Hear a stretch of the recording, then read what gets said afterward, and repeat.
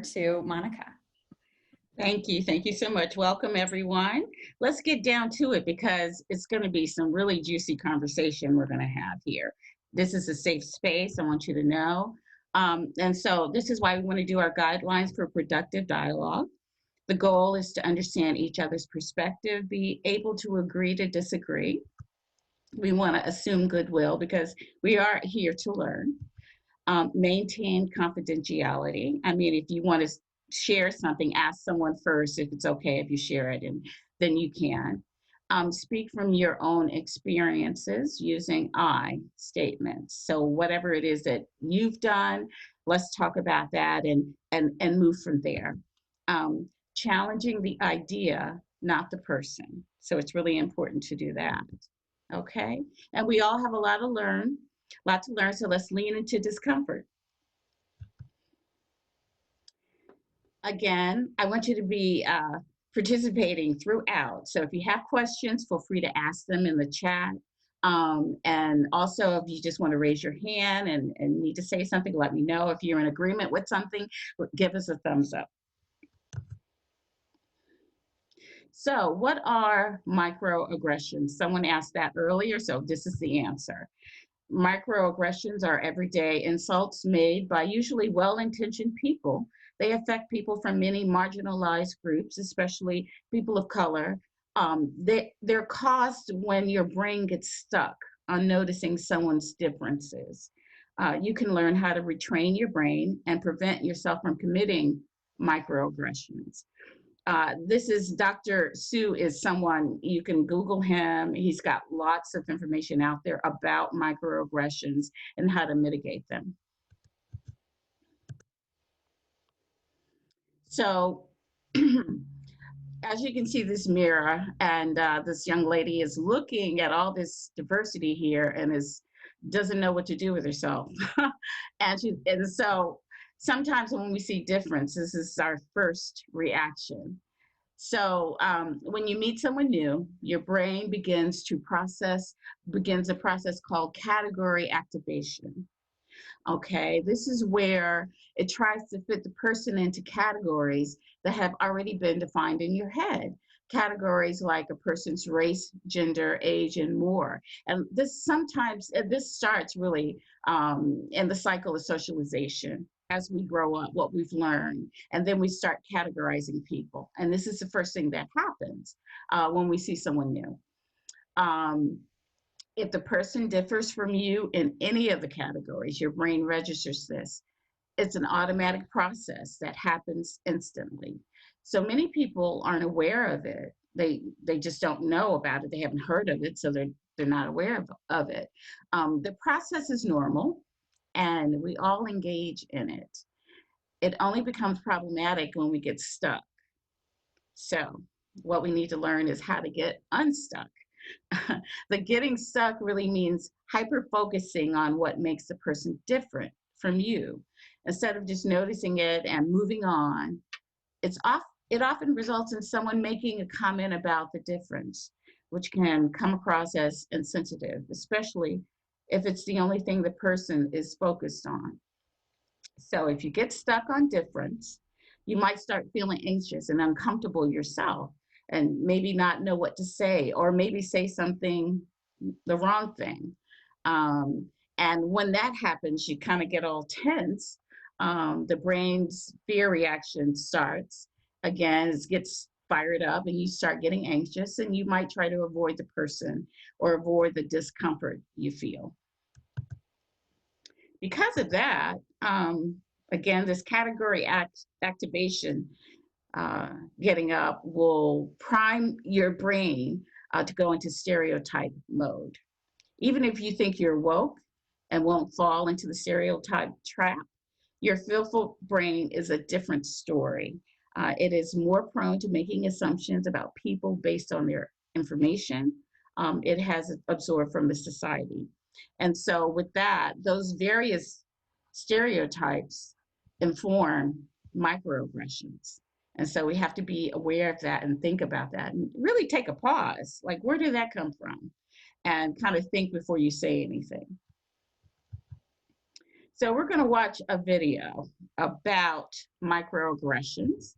We're then going to have breakout sessions to discuss it. And then we'll come back and as a group and see what we discovered. So I'm going to switch over to the video. For people who still don't think that microaggressions are a problem, oh, you're so well spoken. Oh, just imagine, instead of being a stupid comment, a microaggression is a mosquito bite. Ugh, it's a compliment. Hold Mosquito on, bites guys. and our itch. I'll start it back when I get it. Annoying features. But if you're only bitten every once in a while, no, where are you really from? Cleveland. Sure. I want to start it from the beginning. Okay, here we go. People who still don't think that microaggressions are a problem, oh, you're so well spoken. Oh, just imagine, instead of being a stupid comment, a microaggression is a mosquito bite. Ugh, it's a compliment. Mosquito bites and their itch are one of nature's most annoying features. But if you're only bitten every once in a while, no, where are you really from? Cleveland. Sure, it's annoying, but it's not that big a deal. The problem is that some people get bitten by mosquitoes a lot more than other people. I mean, a lot more. Whether it's on a date. Oh, your English is so good. Excuse me? Going grocery shopping. You know, everything happens for a reason. Just what happens. Commuting to work. So when are you gonna have a baby? Watching TV. We have to keep Valencia's name part of our culture and history. Or just walking down the street with your partner. I couldn't even tell you were gay. Mosquitoes seem to pop up everywhere. Do you know John? He's shopping at So I was here too. And getting bit by mosquitoes every day, Can I touch your hair? multiple times a day, So pretty. Can I touch your hair? hair? Can I? is annoying. That makes you want to go ballistic on those mosquitoes, which seems like a huge overreaction to people who only get bit every once in a while. It's just a mosquito bite. Who cares? Just another angry black woman. Of course, beyond just being annoying, some mosquitoes carry truly threatening diseases that can mess up your life for years. Astrophysics? Maybe you should try this challenging major. Ow. And other mosquitoes carry strains that can even kill you. It looked like he was up to trouble, okay? I felt threatened. So next time you think someone's overreacting, just remember, some people experience mosquito bites all the time. You're all so exotic. Wow. And by mosquito bites, we mean microaggressions.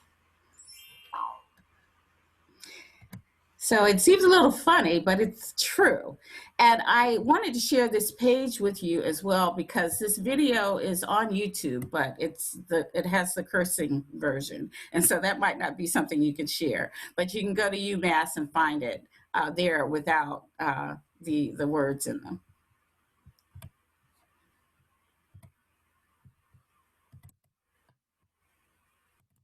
Okay, switching back to the PowerPoint. So what we're going to do is talk about these in our groups.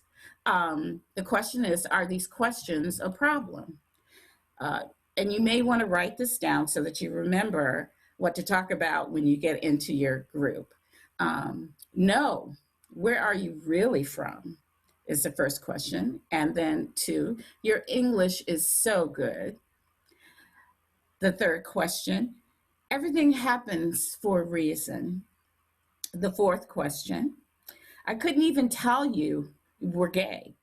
And then the fifth question, can I touch your hair? And any other questions. Although I will say, because of COVID-19, touching is not a thing that's going on right now. So we're not really dealing with that piece, but we can go into that a little bit more in detail later. So we're going to go into our breakout sessions and then talk about those questions, kind of select someone who can speak for you when we regather. You're going to be talking for about 10 minutes.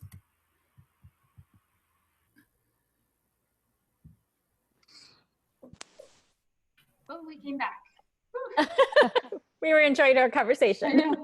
Oh. It's always it's like I feel like I'm in Star Trek or something, and we're like, beam me up, Scotty.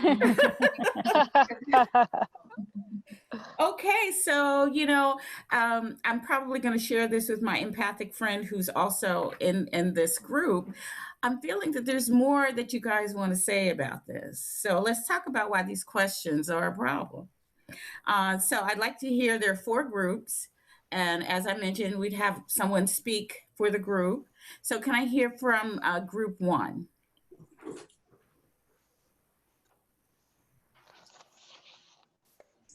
Who is group 1? I don't think we know what our groups are. Oh, the room. It's like the room 1. I have no idea what number. Oh, we were in 1. You want to speak? Oh, we were? Okay, well, there you go. Okay.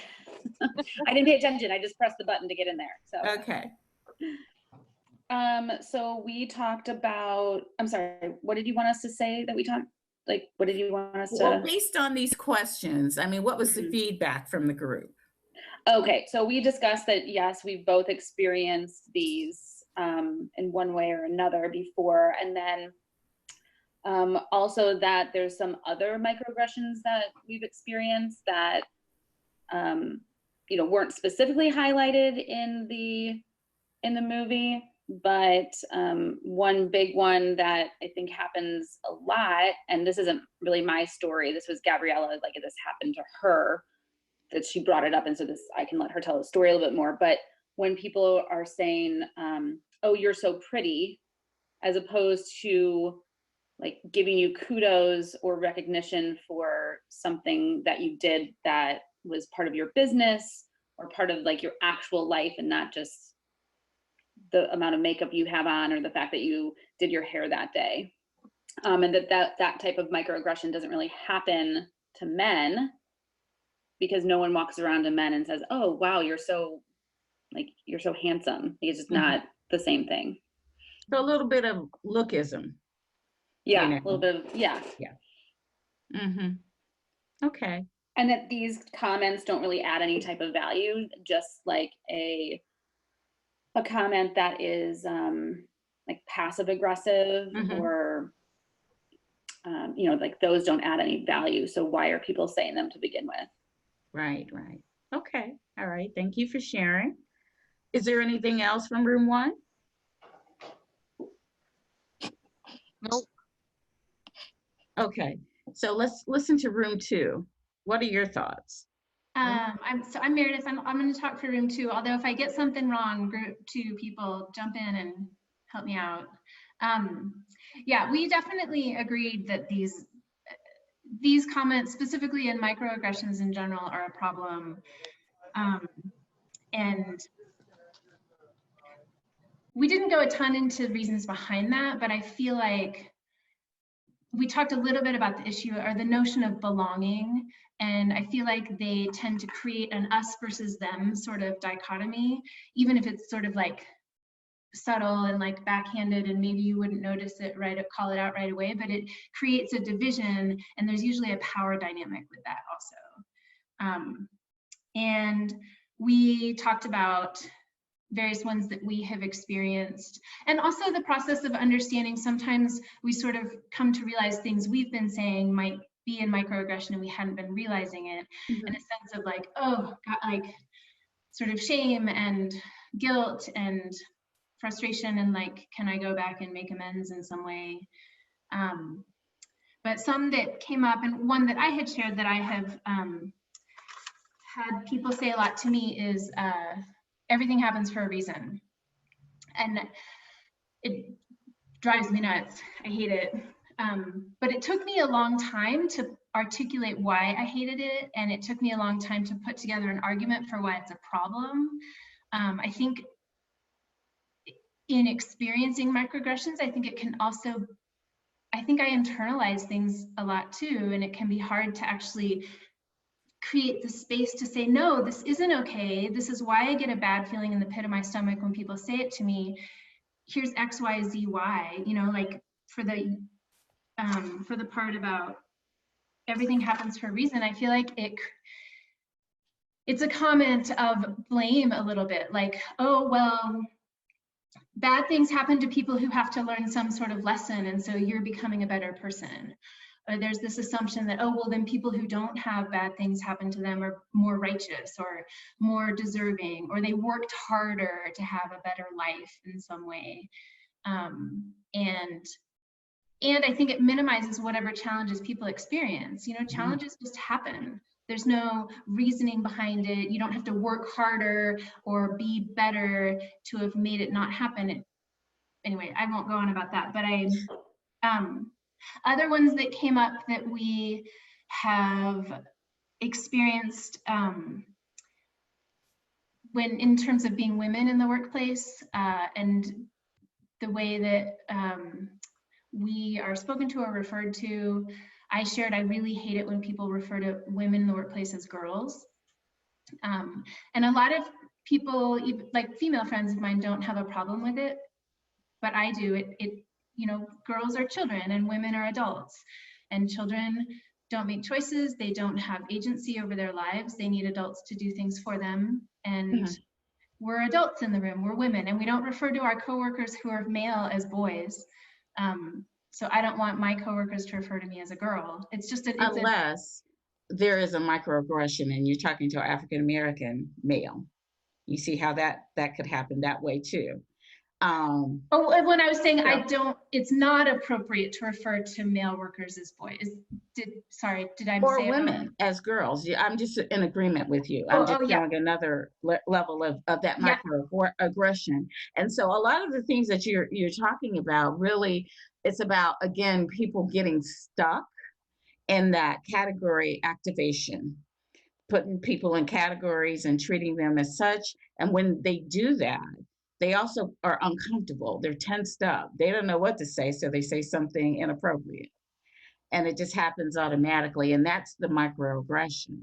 So not being comfortable with difference.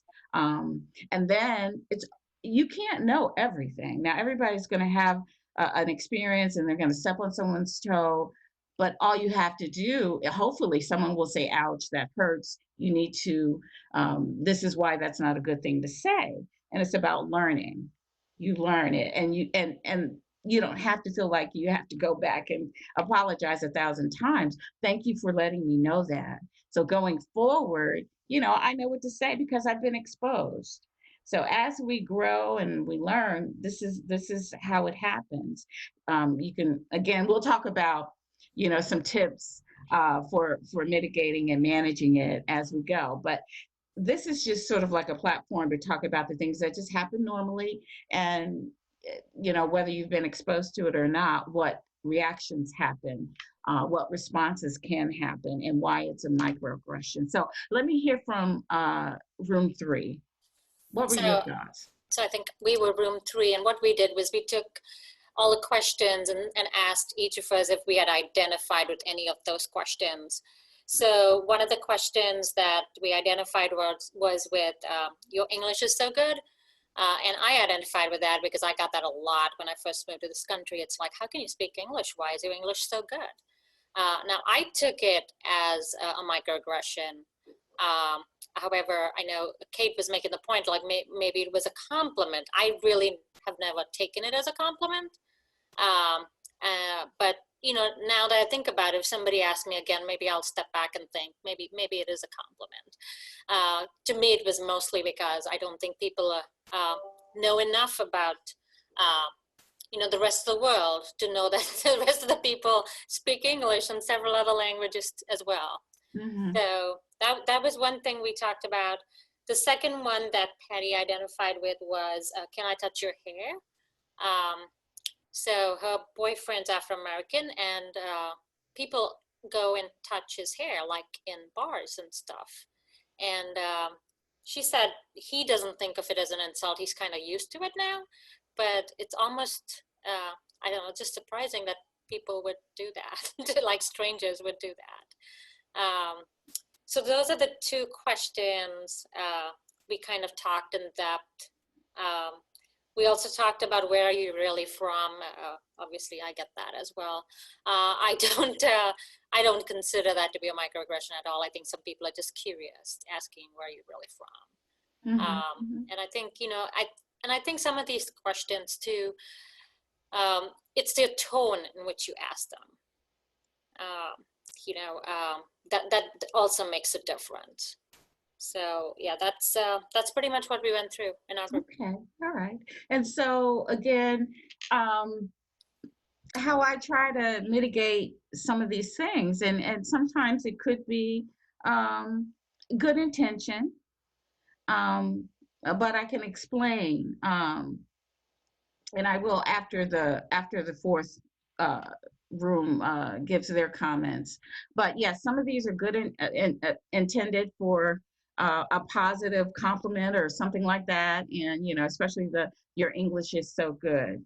A lot of times with all of these, I combat them with humor. So if someone tells me my English is so good, so is yours, and that kind of makes a person pause and think, well, why did they say that? And then opportunity for dialogue from there, you know, and then you can do some explanation and stuff like that. But let's hear from group 4. So it was just myself and Melody. We had just a one-on-one, which was great.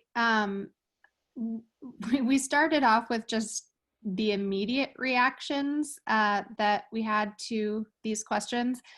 And my immediate reaction was, these are ridiculous. I was like, how could anyone ask these? And then after kind of stepping back and looking at how we reacted or how I reacted, I thought the reason I think these are ridiculous is because I am one of those that doesn't often receive microaggressions a lot, and that gives me a certain perspective that just kind of like it was outlined in the video, that I am not I don't take it the same way that someone would if they did hear these all the time. And so, we talked through kind of some different scenarios that we have both experienced. Melody shared an example that, she's heard before, why don't you have kids or something? And so oftentimes those kinds of comments or questions are less to do with what we think of or what we're familiar with as sort of demographic categories, but more to do with someone's past or history, and can feel like a microaggression as well. And and I sort of voiced a couple experiences that I have had that I've run into a couple situations where I have said, I've referenced a word or language of some sort that I thought was politically correct, and then it turned out that I wasn't completely up to date in what that looked like. I mentioned or was talking about in a diversity workshop, actually, a few months ago, I said the word minority, and it was expressed to me that we don't like that word minority, and it should be underrepresented population. And it was kind of, as you said, Monica, where I just like all of a sudden clammed up, because I felt like, oh my gosh, I've offended this person or this entire room of people. Rather than getting aggressive, I just shut down and I didn't say anything else for the rest of the meeting, which can be detrimental also because it kind of cut off the conversation, but I just felt so tense about it. Mm-hmm. And so that's just kind of an example of how, sometimes I run into situations where I'm trying to be sensitive and it kind of backfires, or I'm not totally up on what I need to be. And so well, everything's changing all the time, so it's kind of hard to be that way. And that's why that's an opportunity. That's why you should lean into that kind of opportunity. Right. And okay, so help me understand what is the right thing to say and why, because right. I want to know. Yeah. And then that's how you have that dialogue. I mean, and with regard to the why haven't you had a baby yet? What is that all women are good for? I mean, or again, my follow-up for all of these questions is, well, why haven't you had one? Yeah. I do a lot of things in a way for me in terms of how I react, because I get them all the time. Oh, you're so pretty for a big girl. No, I'm just pretty. You know, let me help you. So, and I'm not offended, but I'm going to educate you because that's part of my personality, and it's about exposure and learning things. And so when we look at all of these different statements, no, where are you really from? As if, if someone said that to me, as if I couldn't be from America. Where do you think? Why do you think that? So the onus goes back on them. Why are you asking me this question, and why do you think that? Your English is so good, of course, again. Why wouldn't it be? My mother was an English teacher. I mean, you know, uh, I'm educated. And so, again, I might wonder or say the same thing. Your English is good too. Can I touch your hair? As I mentioned before, because of COVID-19, we're not able to be so physical so much, but there's this fascination, and it's very annoying. And it's almost, for me, I receive it. It lands on me like, someone's trying to pet you, like you're a pet or something, or they have ownership over you, and so they can, do whatever they want. Um, Everything happens for a reason. I mean, trying to justify someone's situation that's not like theirs, and that makes them thinking that makes them feel better, but it doesn't. And so, really, just taking a pause before you say something.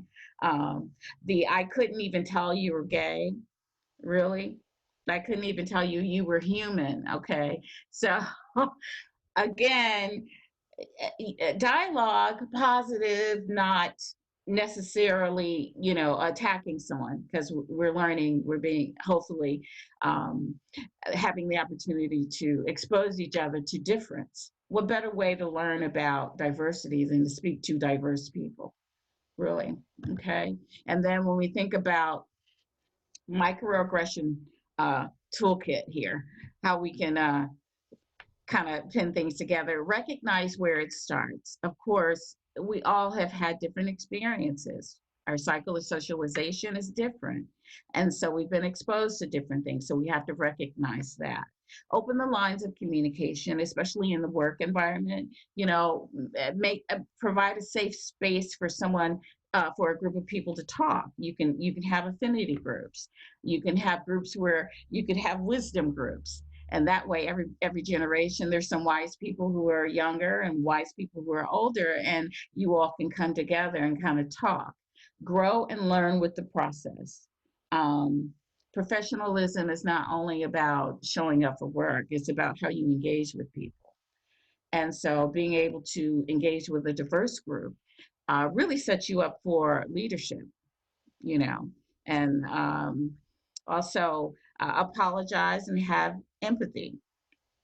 So, I mean, if you did something wrong, I'm sorry, that was not my intent, but could you help me understand? And sometimes people will feel like it. I know people, underrepresented minorities, uh, people of color sometimes don't feel like educating you, but that doesn't mean that you can't ask. And when there's an opportunity to have, you can say, I'm just trying to learn, and I'm trying to understand it and better myself.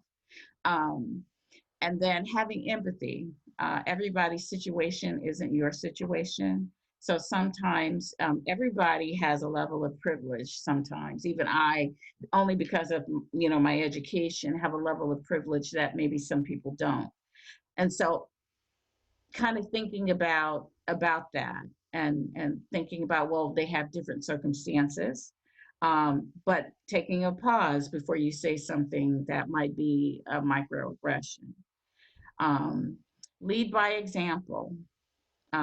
Model the behavior. You can't expect someone else to do something that you're not doing. And so that would be my little toolkit for leaders to kind of mitigate and manage microaggression. It's a learning thing. It's evolving all the time. It's like, okay, what's new? From what I understand, woke is old, but I'll have to find another word.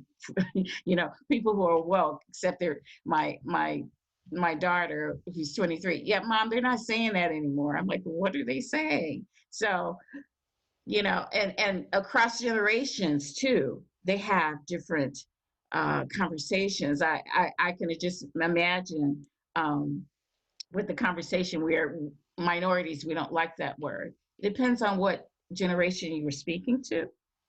And so you can also inform people about the information that you receive, you know, based on what I read, based on, you know, something I saw. That way they know it's not you, it's what you've absorbed. And then there's an opportunity for you to help me learn something different. Okay. And so, also, as an etiquette person, never forget civility. That's just the basic thing. Just be civil. It's nice to be nice. Treat people the way that you want to be treated, and uh, at least at a minimum, everything can progress with civility. Okay. And then this is something. It's called "Killing Me Softly."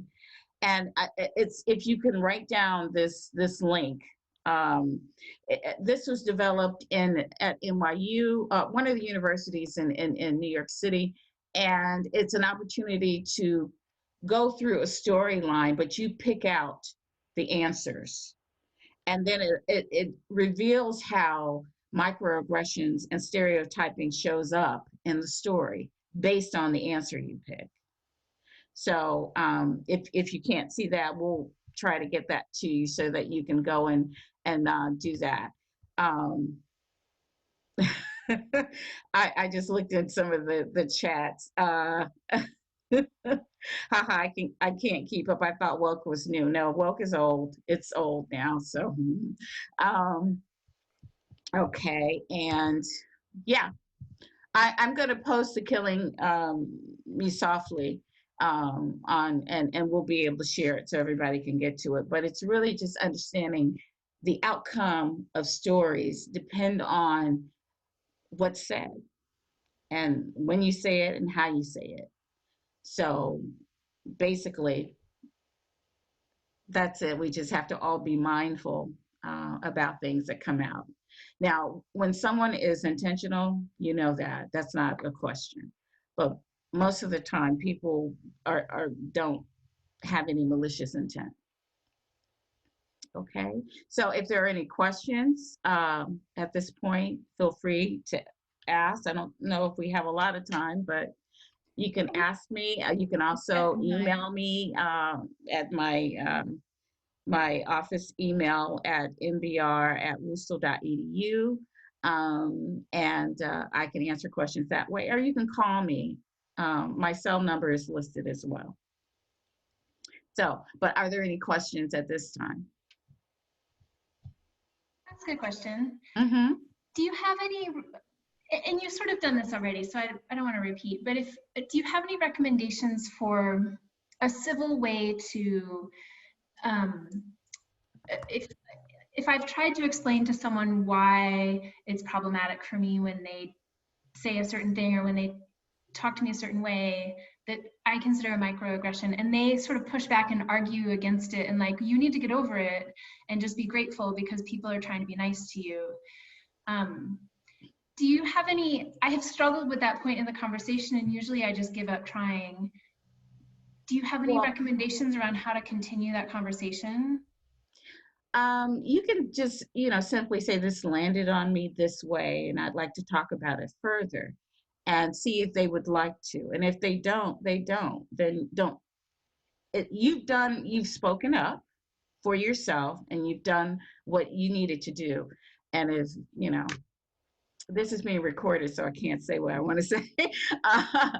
So if they just want to be that way, then that's what they are being. And, you just, again, treat them with civility, and that's all that's necessary. Wonderful. It looks like Erin, Frankie raised her hand. She has a question. This might be something that I can email you offline about, but I was just curious if you had any resources or groups that you recommend just to further diversify our networks and surroundings. I mean, if there, I am somewhat involved with the Diversity Awareness Partnership. I'm familiar with them. Okay, yeah. And I was just curious if you had any other networks that you really liked or recommended.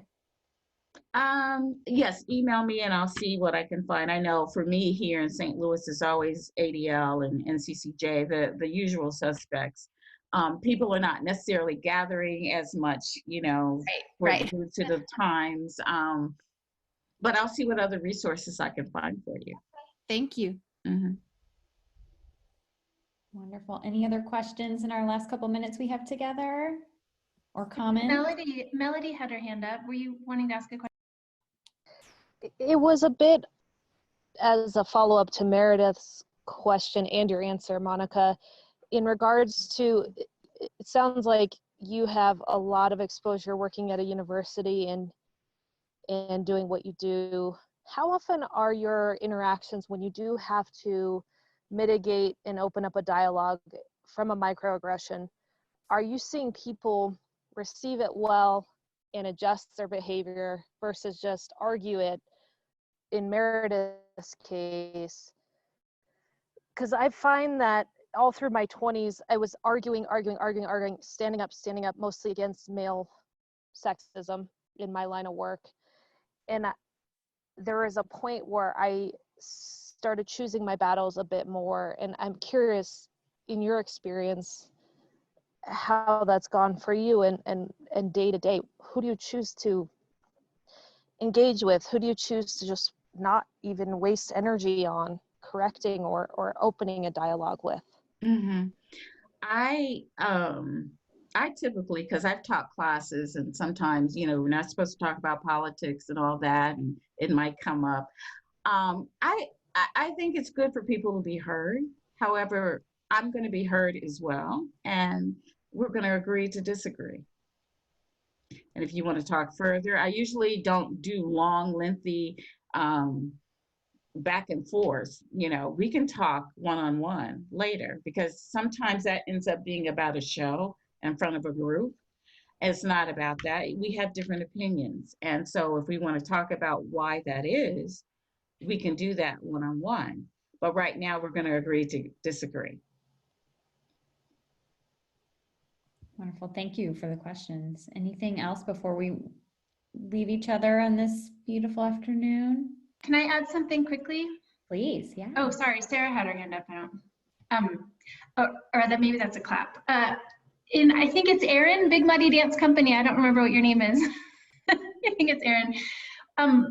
In terms of resources, something I've done recently that I joined for other reasons, but I've realized it's been a really great connection for just getting to know people from backgrounds other than mine, is that I've participated in a couple of story circles. And it's run by a nonprofit. I think the one I found is an organization called Poetry for Personal Power. And they'll host a story circle and anyone can show up, and they set some parameters and they ask some open-ended questions and they pass a talking stick so people get to talk. And it's basically a time where people share their own personal experiences or whatever things are on their heart that they want to talk about. And there's no judgments and there's no back and forth. Really, it's more just like a group of people who sit and listen to each other and witness each other's experiences. And the ones that I've participated in have been like people from all over age ranges and abilities and disabilities and socioeconomic status and race background and sexual orientation and all of those things. And it's been a really, I think just appreciating that everybody in the room is human and that everything someone says everyone can relate to on some level, because we're all experiencing this human experience, has been a really... Exposure is everything. You don't know what you don't know. So I'm sure there's, or I don't know a lot about story circles, but that might be a place to look for story circles that are hosted in your area. It's an idea. Thank you. That's great. I love that suggestion. Sarah, did you have a question or comment, or were you clapping? I was clapping. Sorry. Well, I agree. It's a good time to clap for Monica. Thank you so much. This was really enlightening, and I loved all the interaction and seeing members from cross state lines getting to connect and have meaningful conversations. I thought it was a really beautiful session. I hope you guys got a lot out of it, both personally and professionally. And thank you, Monica, and thank you guys for joining us today. All right. Thank you all. Goodbye. Thank you. Thank you, Monica. Uh-huh.